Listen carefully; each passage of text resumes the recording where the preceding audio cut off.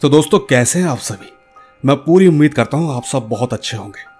दोस्तों सबसे पहले मैं आप सभी का धन्यवाद करना चाहता हूं कि आपने मेरी इस आवाज़ को बेहद ही दिल से स्वीकारा।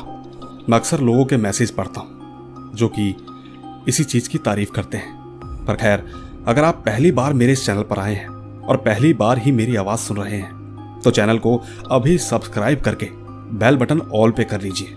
साथ ही अगर आप ये चाहते हैं कि मैं आपकी कहानियों को अपनी आवाज़ दूं तो कहानियां सुनने के बाद आप मुझे इंस्टाग्राम पर भी मैसेज कर सकते हैं। मेरी आईडी है महेश आर्या यूट्यूबर। कहानियों के बाद मैं आप सबको वहीं मिलूंगा। तो बस जल्दी से अपने अपने हेडफोन लगाएं और शुरू हो जाए कुछ ऐसे ही मज़ेदार और डरावनी कहानियों को लेकर मेरे यानी महेश के साथ।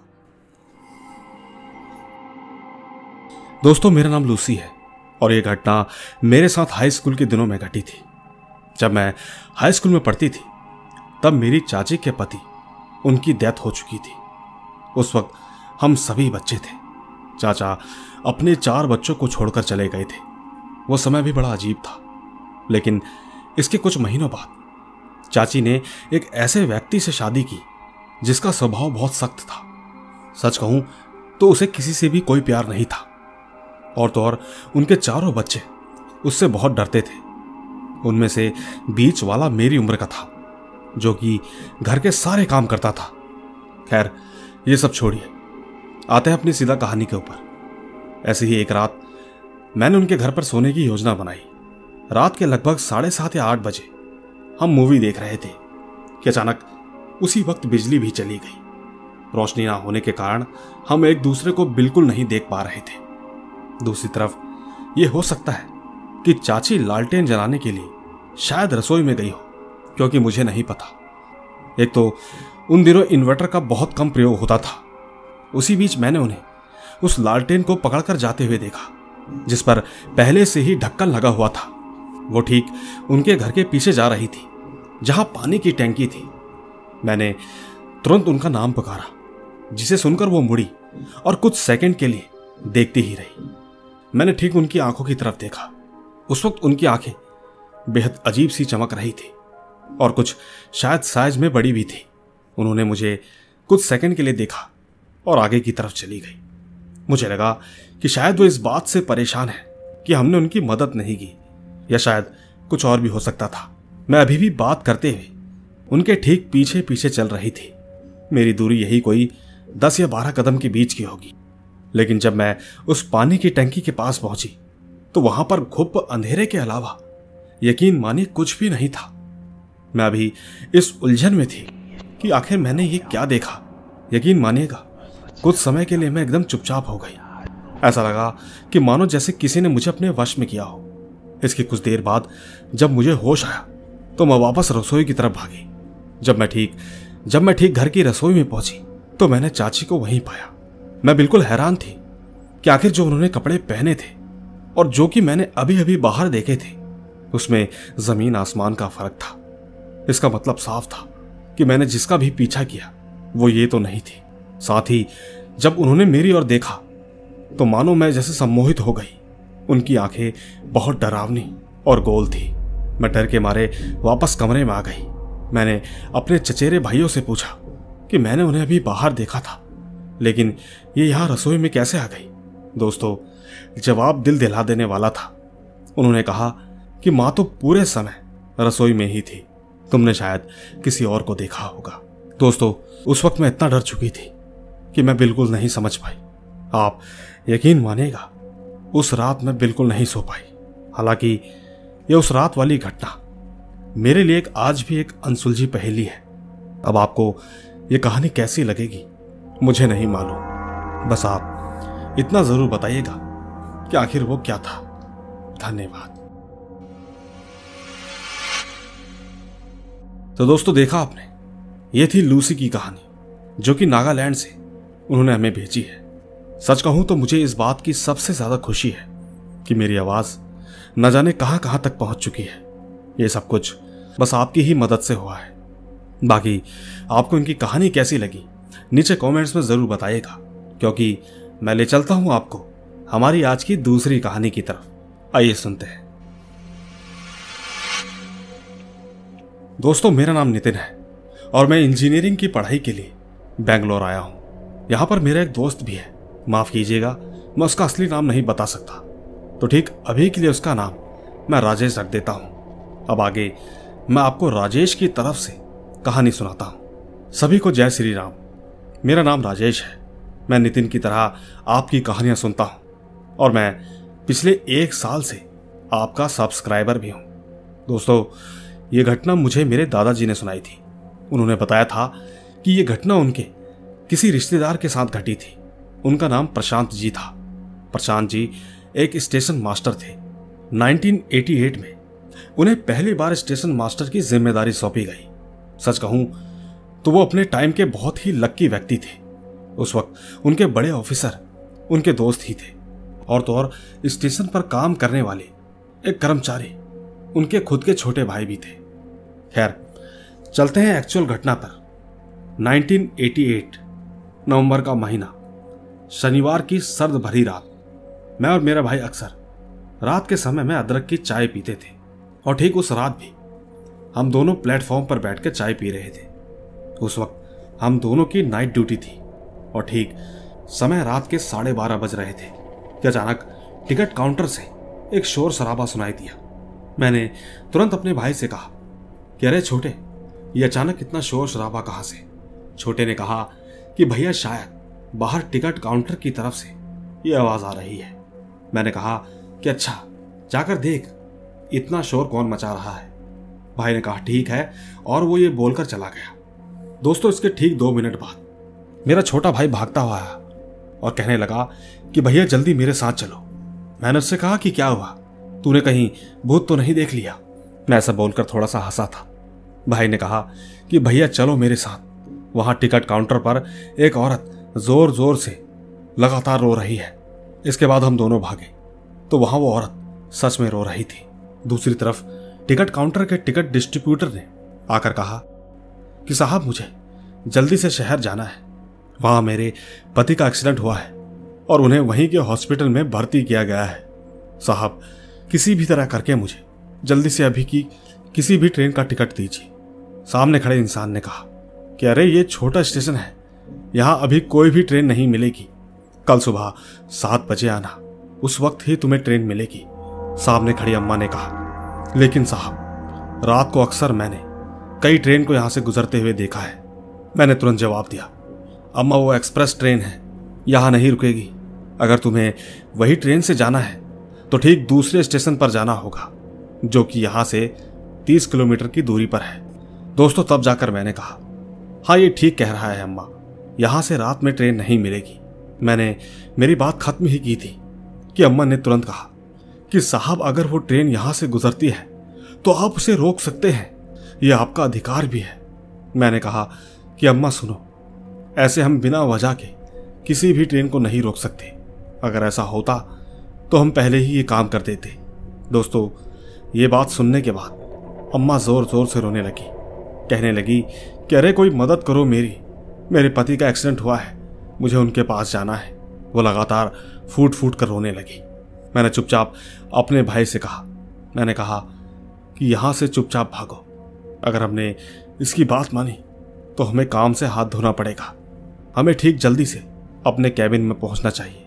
दोस्तों, इसके 10 या 15 मिनट के बाद मेरा भाई और वो एम्प्लॉय आए और कहने लगे कि सर हमने उसे भगा तो दिया है, लेकिन हमसे उसकी ऐसी हालत देखी नहीं जा रही है। मैंने कहा कि उसकी ऐसी हालत यकीनन मुझसे भी नहीं देखी जा रही। और हाँ, रही बात ट्रेन में छोड़ने की, अगर यहाँ ट्रेन क्रॉसिंग हो रही होती तो मैं ज़रूर उसे ट्रेन में चढ़ा सकता था, लेकिन अभी कोई क्रॉसिंग भी नहीं है और ठीक वो अम्मा जो कह रही हैं वो करना नामुमकिन है। दोस्तों, मैं बात कर ही रहा था कि तभी मुझे सिग्नल आया कि एक्सप्रेस ट्रेन अभी 5 मिनट में यहाँ से गुजरेगी, यानी कि रात के 12:50 बजे। दोस्तों, 12:50 होते ही आखिरी ट्रेन भी वहाँ से गुजर गई। फिर हम लोग हमारी ड्यूटी खत्म करके सीधा घर चले गए। इसके बाद लगभग दोपहर के 2 बज रहे थे और मैं आराम से सो रहा था। तभी मेरा भाई भागते हुए आया और कहने लगा कि भैया जल्दी उठो। जब मैं उठा तो मैंने उससे कहा कि छोटे ऐसी क्या बात हो गई जो तू भागते हुए आया? और हाँ, इतना परेशान क्यों है? उसने कहा, भैया वो कल रात वो जो अम्मा आई थी ना, उसका पति मर गया। उसका पति आखिरी बार अपनी पत्नी को देखना चाहता था। दोस्तों, ये समय बड़ा ही भावुक होता है, क्योंकि ये एक ऐसा समय था जिसमें चाह कर भी हम उसकी मदद नहीं कर सकते थे। सच कहूं तो मुझे बुरा तो बहुत लगा, लेकिन हम कर भी क्या सकते थे। इसके बाद मैं फिर से सोने लगा तो मेरे भाई ने मुझसे कहा कि अरे आप सो क्यों रहे हो, मेरे साथ जल्दी स्टेशन चलो। आपको नहीं पता कि वो अम्मा स्टेशन पर पागलों की तरह बर्ताव कर रही है, आने जाने वाले लोगों को लगातार डरा भी रही है। सच कहूं तो अभी दिन का स्टेशन मास्टर भी परेशान है। आप प्लीज एक बार जल्दी चलिए।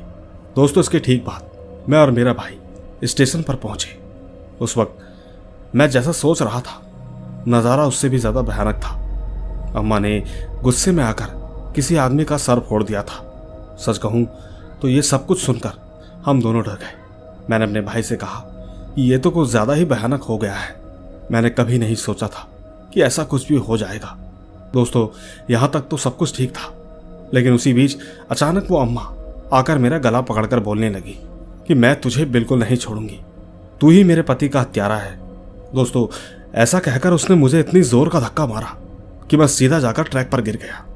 ठीक उसी वक्त वहां पुलिस भी आई और अम्मा को तुरंत पकड़ लिया। मैं उठा और मैंने उसी वक्त अम्मा को गुस्सा ना करते हुए उल्टा उन्हें हाथ जोड़कर कहा कि अम्मा, आपके पति के जाने का मुझे बहुत दुख है, लेकिन आप जो हमसे करवाना चाहती थी वो नामुमकिन था। मेरी बात सुनकर अचानक अम्मा भी रोने लगी। उसी बीच पुलिस वाले ने कहा कि क्या हुआ था यहाँ और ये अम्मा क्या करने को कह रही थी। मैंने तुरंत ही अफसर को रात की सारी बात बता दी। मेरी बात सुनकर पुलिस अफसर ने कहा कि ठीक है, इसको हम अभी अरेस्ट करते हैं। मैंने कहा कि नहीं सर, रहने दीजिए, बेचारी बूढ़ी औरत है। हाँ, आप इन्हें इनके घर छोड़ दीजिए या फिर कुछ पैसे दे दीजिए। इतना कहकर मैं प्लेटफॉर्म की सीट पर बैठ गया। इतने में ही पुलिस ऑफिसर ने कहा ठीक है, वो उसे लेकर चले जाएंगे। फिर मेरे भाई ने मेरी थोड़ी मरहम पट्टी की।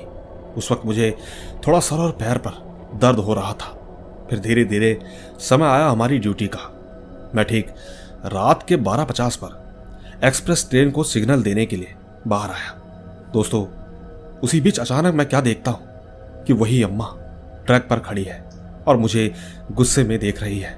तभी मैंने चिल्लाकर कहा कि अम्मा हट जाओ वहां से, सामने से ट्रेन आ रही है। मैं कुछ कर पाता कि इससे पहले ही ट्रेन बहुत पास आ गई थी। वो ठीक अम्मा को कुचल कर चली गई। हालांकि आगे जाकर ट्रेन तो रुकी, लेकिन अब उसका कोई फायदा नहीं था। अब अम्मा मर चुकी थी। दूसरी तरफ आज मेरा भाई छुट्टी पर था, तो बाकी के एम्प्लॉयज के साथ अम्मा की लाश को ट्रैक से हटाया। ठीक सुबह उनका अंतिम संस्कार हुआ। दोस्तों, यह कहानी पहले ही अजीब हो चुकी थी और तो और आज के बाद से मेरी भयानक रातें भी शुरू होने लगी। मैं अक्सर जब रात के वक्त ट्रेन को पास देने सिग्नल टॉर्च लेकर आता तो मुझे वही अम्मा ट्रैक के पास दिखाई दी थी। उसे देखकर मैं जल्दी से कैबिन में आ जाता था। आज भी मेरा भाई छुट्टी पर था। दोस्तों, इसके बाद मेरी तबीयत बहुत ज्यादा बिगड़ गई। मुझे बहुत बुखार आ चुका था। किसी ने मेरी ये हालत मेरे भाई को बताई तो वो ठीक शाम तक अपने किसी दोस्त के साथ मेरे पास पहुंचा। जब वो मेरे पास आया तो उससे मेरी हालत देखी नहीं गई। इसके बाद हमारे साथ 2 दिनों में जो कुछ भी हुआ, हमने उसके दोस्त को सब कुछ बताया। तब उसने बताया कि हाँ भैया जी, उसके बारे में मैंने भी सुना था। उसका सिर्फ अकेला एक बेटा था, वो भी 6 साल पहले किसी बीमारी की वजह से मर गया था, और अब कर भी क्या सकते हैं। इसके बाद हम दोनों स्टेशन पर हमारी ड्यूटी करने चले गए। हालांकि मेरा भाई आज छुट्टी लेने के लिए बोल रहा था, लेकिन स्टेशन मास्टर को बिना किसी इमरजेंसी ऐसे छुट्टी नहीं मिलती। फिर क्या था, रात हो चुकी थी। हम दोनों ड्यूटी पर थे। मैं ठीक पास देने कैबिन से बाहर आया और आज भी वो औरत ट्रैक पर वैसे के वैसे ही खड़ी थी। वो सिर्फ मुझे ही दिखाई दे रही थी, वो मेरे भाई को या किसी भी और को नहीं दिखी। तब मेरी हालत देखकर मेरे भाई ने कहा, भैया आज आप कैबिन में आराम कीजिए, आज की रात हम लोग संभाल लेंगे। हुआ भी कुछ ऐसा ही। मेरा भाई और बाकी के लोग ही संभाल पाए, और ठीक सुबह होते ही भाई ने घर वालों को वो सब कुछ बताया जो सब कुछ अब तक चल रहा था। शाम होते होते घर वाले भी वहां पर आ चुके थे। वो ठीक अपने साथ हमारे गांव के एक तांत्रिक को भी लाए थे। तांत्रिक ने मुझसे पूछा कि क्या उसने अभी तक तुम्हें कुछ किया है। मैंने कहा नहीं। इसके बाद उन्होंने कहा कि आज की रात मैं भी तुम्हारे साथ स्टेशन पर चलूंगा। मैंने कहा ठीक है बाबा। समय बीतता रहा और फिर जब मेरी ड्यूटी शुरू हुई तभी मैंने बाबा से कहा, वो देखो बाबा, वहां खड़ी है। वो अम्मा तांत्रिक को भी नहीं दिखाई दी थी। बाबा ने कहा कि उसके चेहरे की तरफ देखो, क्या वो गुस्से में है, क्या उसके हाथ में कुछ है। मैंने कहा कि बाबा उसके चेहरे की तरफ नहीं देखा जाता, वो इतनी भयानक दिखाई देती है और उसके हाथ में शायद चाकू है जो कि मुझे यहां से ठीक से नहीं दिख रहा। बाबा ने कहा बेटा, तुम बहुत खुश नसीब हो जो अभी तक उसके पास तक नहीं गए। अगर तुम जरा भी उसके पास गए तो वो तुम्हें हानि पहुंचा सकती है। साथियों, ये बात सुनकर मेरे घर वाले और सभी एम्प्लॉय बहुत डर गए। मैंने कहा बाबा इसका इलाज क्या है। बाबा ने कहा कि इस स्टेशन पर हमें एक पूजा करनी होगी और हो ना हो इसके बाद भी वो शायद तुम्हें रोज दिखाई दे या सपनों में आए, लेकिन तुम्हें रोज हनुमान जी के मंदिर जाना है और ये लो, ये अभिमंत्रित धागा बांध लो, इससे वो तुम्हारा कुछ नहीं कर पाएगी। इसके ठीक अगले दिन बाबा ने पूजा की और मुझे हनुमान जी के मंदिर ले जाया गया। दोस्तों, किसी ने सच ही कहा है कि अगर ऊपर वाला मेहरबान तो बंदा पहलवान। कहते हैं कि अगर किसी चीज का उपाय ना करो तो तब तक वो चीज हटती नहीं है। जिस तरह किसी बीमारी में हम दवाई खाते हैं तो ठीक इसी तरह इन सब चीजों को हटाने के लिए हमें भगवान का सहारा चाहिए। हालांकि इसके बाद वो अम्मा तो मुझे कभी नहीं दिखाई दी।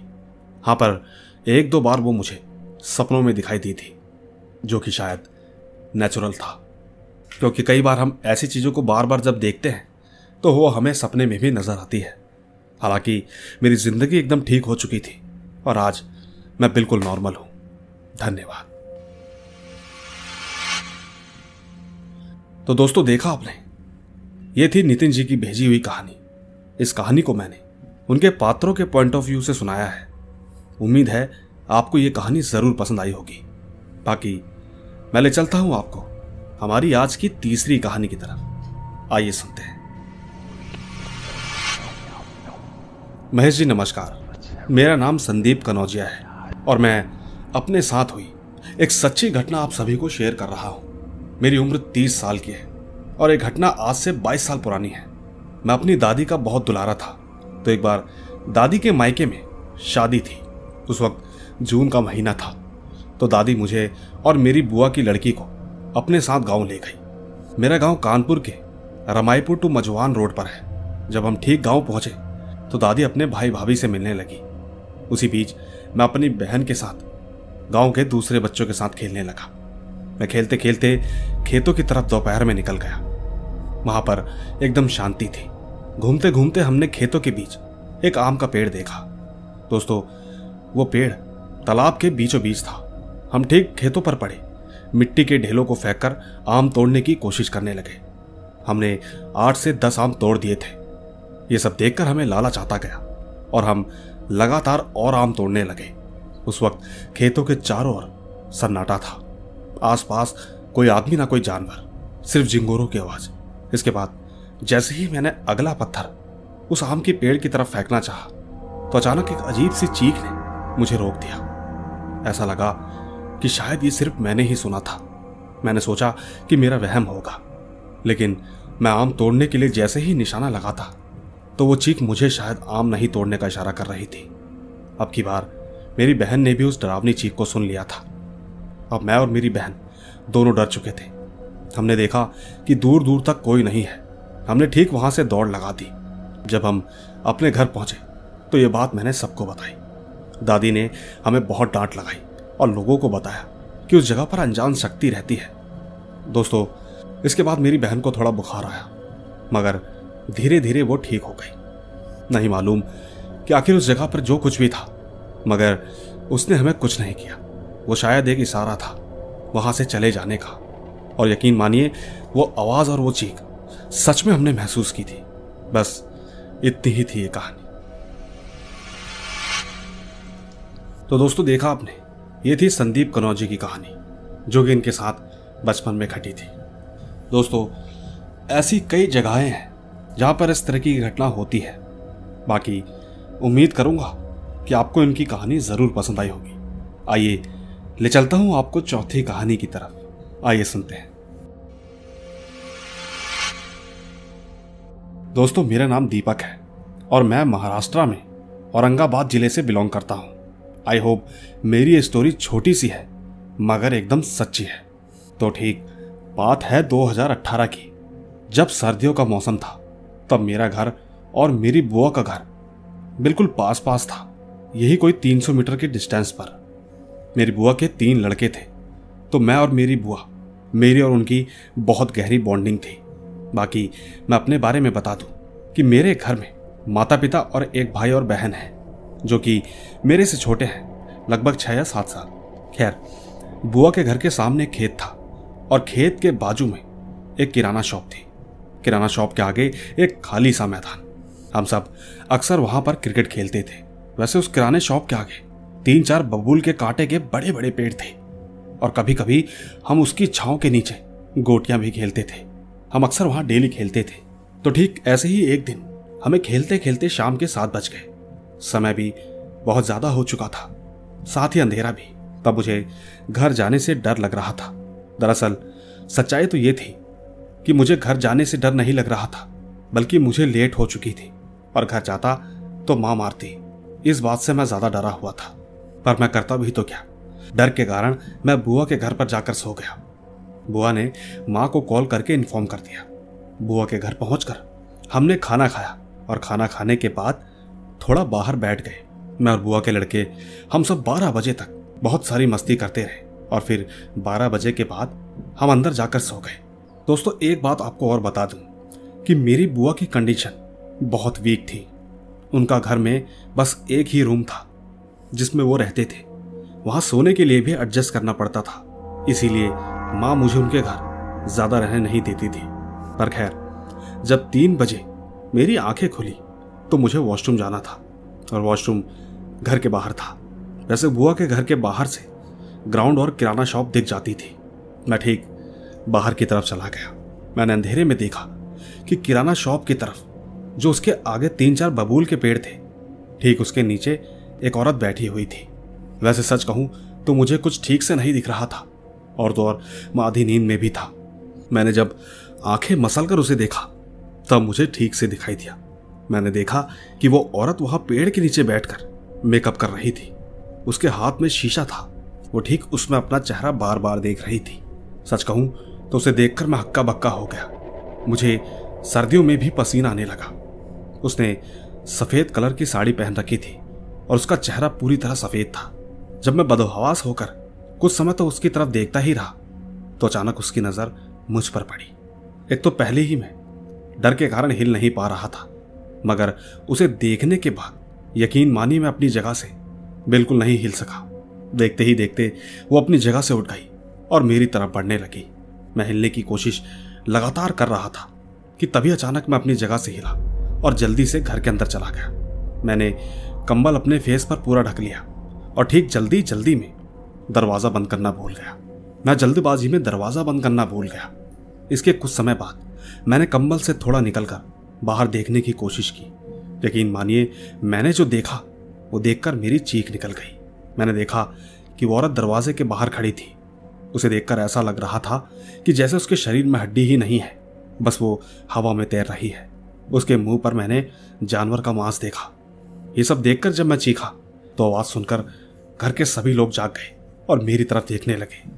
बुआ ने मुझे पास लेकर पूछा कि क्या हुआ, कोई सपना देखा? मैंने तुरंत बाहर की तरफ देखा, लेकिन वहां कुछ नहीं था। इसके बाद मैंने बुआ को सारी बात बताई, लेकिन उन्हें मेरी बात पर जरा सा भी यकीन नहीं हुआ। खैर, सुबह होते ही जब मैं अपने घर जा रहा था तो ठीक वही पेड़ के नीचे मुझे एक सफेद साड़ी दिखी जो कि शायद उसी औरत की थी। और जब मैंने इधर उधर देखा तो वहां पास में ही एक कुत्ता मरा हुआ था, जिसे देखकर लग रहा था कि शायद किसी जानवर ने उसे नोच नोच कर खाया हो। वैसे एक बात आपसे सच कहूं, अब तक मुझे यही लग रहा था कि मेरा सपना था, मगर ये 2-4 चीजें देखने के बाद मेरा शक यकीन में था कि ये सपना नहीं, बिल्कुल सच था। बस यही थी मेरी कहानी। मुझे उम्मीद है कि आपको ये कहानी सच्ची लगी या झूठी, लेकिन ये बिल्कुल सच है और मैं आशा करता हूं कि ये कहानी आर्या जी अपने चैनल पर जल्द ही अपलोड करेंगे। मुझे उनकी आवाज में स्टोरी सुनना बहुत पसंद है। धन्यवाद। तो दोस्तों, देखा आपने, सबसे पहले दीपक आपका बहुत बहुत धन्यवाद, क्योंकि आप लोगों की वजह से ही मैं कई लोगों को कहानियां सुना पाता हूं। बाकी सच झूठ का फैसला वो तो हमारी फैमिली करती ही है। खैर, चलते हैं 5वीं कहानी की तरफ। आइए सुनते हैं। दोस्तों, मेरा नाम प्रिंस है। मैं गुजरात का रहने वाला हूं। ये कुछ महीने पहले की बात है, यही नवरात्रि से पहले की। उस समय जब हमारा ट्रक गुजरात से बिहार तक जाने वाला था, तब मैंने हमारे ट्रक ड्राइवर के साथ जाने का सोचा और मैं उनके साथ चल भी पड़ा। ट्रक के ड्राइवर थे कृष्ण और शैलेश। जब हम गुजरात से निकल पड़े तो हम लोग ठीक मध्य प्रदेश तक पहुंचे। तब तक रात हो चुकी थी। हम लोग एक ढाबे पर खाना खाने के लिए रुके। बाहर कुछ लोग आपस में बातें कर रहे थे। सुनने में आया कि वो एरिया बहुत ही खतरनाक एरिया है। हम लोग उनकी बातों को अनसुना करके वहां से चल पड़े। अभी हम लोग ट्रक में बैठे ही थे कि किसी ने आकर कहा, बेटा कहाँ से आ रहे हो? मैंने कहा, गुजरात से। उसने कहा, संभल कर जाना। कृष्ण ने कहा, क्यों? तो ठीक उसने जवाब दिया कि इस एरिया में भूत रहते हैं। हम लोग ठीक उसका मजाक बनाकर चले गए। आगे जाकर जंगल पड़ा। जंगल एकदम सुनसान था। उस वक्त शैलेश ट्रक को ड्राइव कर रहा था। चलते चलते अचानक उसने ट्रक की ब्रेक दबा दी। मेरा सर आगे शीशे में लगने से बचा। मैंने उसे गुस्से से कहा कि भाई क्या हुआ, ऐसे ब्रेक क्यों मार दी? वो कहने लगा कि सामने देखो, एक औरत की लाश पड़ी है। मैंने उससे कहा कि मजाक करने के लिए यही समय मिला था। एक काम कर, तू हट, ट्रक मैं चलाता हूं। वैसे एक बार को तो तूने सच में डरा दिया। खैर दोस्तों, मैंने ट्रक चलाना स्टार्ट किया। ट्रक रात के अंधेरे को चीरता हुआ आगे बढ़ता जा रहा था। न जाने क्यों पर अचानक एक औरत उसी वक्त मेरे सामने भी आई। मैंने ट्रक को वहीं पर रोक दिया। पीछे से किशन ने मुझसे कहा, क्या हुआ, अब तुझे भी कोई औरत दिखने लगी क्या? मैंने कहा, हाँ। उसी बीच वो औरत उठकर ट्रक के पास आने लगी। कृष्ण ने कहा कि कहीं ये भूत तो नहीं है? मैंने कहा, नहीं। कृष्ण ने कहा कि शायद कुछ मुसीबत में लगती है, हमें उसकी हेल्प करनी चाहिए। मैंने कहा, नहीं, यहां पर कुछ भी हो सकता है। इसी बीच वो पास आकर बोली, किसको पूछकर यहां आए हो? मैंने कहा, अपनी मर्जी से। उसने कहा, मरो अब। मैंने कहा, क्यों, हमने ऐसा क्या किया है? उसने कहा कि यहां पर जो आया है वो कभी जिंदा नहीं जाता। उसी बीच शैलेश की नींद खुल गई। शैलेश ने कहा कि क्या हुआ, ट्रक क्यों रोक दिया? मैंने शैलेश से कहा कि ये औरत कुछ अजीब सी बातें कर रही है, क्या हमें इसकी मदद करनी चाहिए? तभी उस औरत ने कहा, जब जिंदा रहोगे तभी तो हेल्प करोगे। कृष्ण ने कहा कि तुम गाड़ी चलाओ, ये पागल लगती है। मैंने ट्रक चलाना शुरू कर दिया और जब साइड मिरर से पीछे देखा तो पीछे कोई नहीं था। वाकई हालत खराब हो गई। पर खैर, ट्रक स्पीड से भागता हुआ आगे जा रहा था। चलते चलते अचानक से हमारा ट्रक न जाने क्यों बंद पड़ गया। सच कहूं तो उस वाक्य के बाद हमारे मन में डर बैठ चुका था, क्योंकि अभी अभी जो हमारे साथ हुआ था वो वाकई दिल दहला देने वाला था। हाँ, शायद अगर उस औरत को हम शीशे में देख लेते तो हमें इतना डर नहीं लगता, मगर जिसे हमने देखा और बातें की पर वो हमारे पीछे था ही नहीं। ये कैसे हो सकता है? हमने ट्रक को वहीं छोड़ा और हम लगातार भागने लगे। यकीन मानिएगा, अचानक से वो औरत दोबारा हमारे सामने आई। हमने कहा कि तुम आखिर चाहती क्या हो? उसने बस एक ही शब्द कहा, तुम्हारी मौत। उसी बीच हमें एक कार तेजी से आती हुई दिखाई थी। उसकी रोशनी सीधा हमारे चेहरे पर पड़ी। जब हमने इधर उधर देखा तो वहां पर कोई नहीं था। शायद वो वहां से गायब हो चुकी थी। गाड़ी वाले ने गाड़ी रोककर खड़ी कर दी। हमने बैठने का इशारा किया। पहले तो उसने बैठाने से मना किया। शायद उसे ये भी लगा हो कि कोई चोर उचक्के हैं, मगर उसने हमारी बातों पर भरोसा किया और हमें बैठने के लिए कहा। उसका भरोसा वैसे भी जल्दी ही यकीन में बदल गया, क्योंकि आते वक्त उसने हमारा ट्रक देखा था। खैर, इसके बाद उसने हमें एक ढाबे पर छोड़ दिया। फिर हमको वहां से मालूम पड़ा कि उस औरत को उसके पति ने घर से निकाल दिया था। फिर उसने आत्महत्या कर ली। तब से लेकर अब तक उसकी आत्मा वहीं पर भटकती है और अक्सर वो आने जाने वाले लोगों को परेशान करती है। दोस्तों, मेरी कहानी तो इतनी ही है, मगर मैं आपसे कमेंट्स में ज़रूर पूछना चाहूँगा, क्या आपके वहाँ भी कोई ना कोई ऐसा रास्ता तो होगा जहाँ पर इस तरह की एक्टिविटी होती है। धन्यवाद। नीचे कमेंट्स में ज़रूर बताइएगा। तो दोस्तों, देखा आपने, ये थी प्रिंस की आप बीती, जो कि उनके और उनके ड्राइवर के साथ भी थी। हालांकि कहानी में सच्चाई कितनी ये तो नहीं मालूम। हम अगर कुछ रास्ते ऐसे होते हैं जहां पर ऐसी एक्टिविटी होती है। बाकी मैं ले चलता हूं आपको हमारी आज की छोटी और एक शॉर्ट स्टोरी की तरफ। आइए सुनते हैं। मेरा नाम वास्तविक है। मैं बिहार पटना का रहने वाला हूं। यह सच्ची घटना मेरी मां के साथ हुई थी जब मैं तकरीबन 2 साल का था। एक रात मैं मेरी मां के साथ अकेले कमरे में सो रहा था। मेरी मां बिस्तर के कोने पर सो रही थी। उनकी पीठ कमरे के दरवाजे की ओर थी और ठीक उनका चेहरा सामने खिड़की की ओर। उस वक्त रात के 2 बजे थे। मां मुझे सुलाने के बाद खुद सोने ही जा रही थी कि तभी उन्हें कमरे का दरवाजा खुलने की आवाज आई, क्योंकि मां का मुंह दरवाजे की दूसरी ओर था। उस वक्त मां किसी को अंदर आते देख नहीं पाई।